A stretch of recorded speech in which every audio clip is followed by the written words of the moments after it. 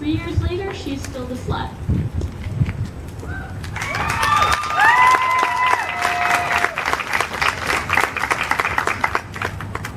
Hi everyone, my name is Amber, and this is actually the first time I'm coming forward with my story, since everyone in my community felt that my story should be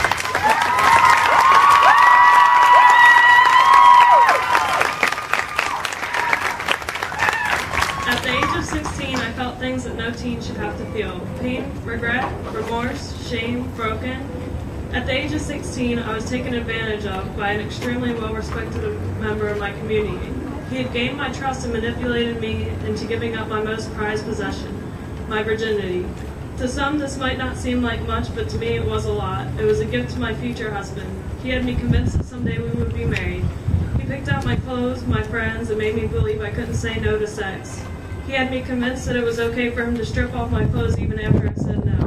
He was 29 and I was only 16. I turned into a dark person. The love that he had showed me I reflected onto others. I was so mean to everyone. Days were dark. The only thing I looked forward to was seeing him and talking to him. Nothing else matters. My grade dropped. I lost friends. I was punished by my family. I was pushed away. This poor excuse for a man was so twisted, no one in the community, if told the truth to this day, could wrap their minds around it. He would create fake profiles and send me messages pretending to be a girl named Megan. Megan became my online friend because she was the friend of the man I loved. I confided in her about our relationship, and anytime I would think about leaving, she would convince me to stay. I don't really know what attracted me to him. Maybe it was the fact that my real father walked out of my life at the age of 3, or that my stepfather and I had a non-existent relationship. Maybe it was because I just wanted to be accepted my high school years. But was this relationship worth all those times lying on the hardwood floor wanting for the pain to stop, wanting for everything to be over?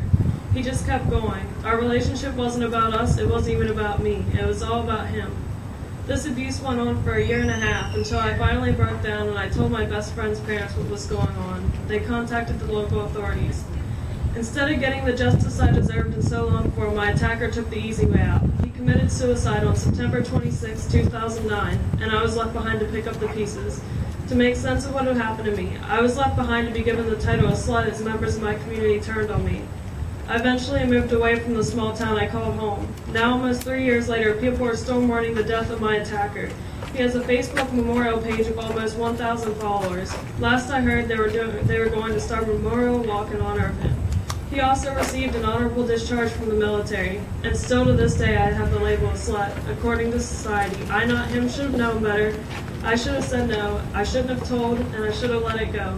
So here I am today standing before you, proud to be society's definition of a slut, but I like to call myself a survivor.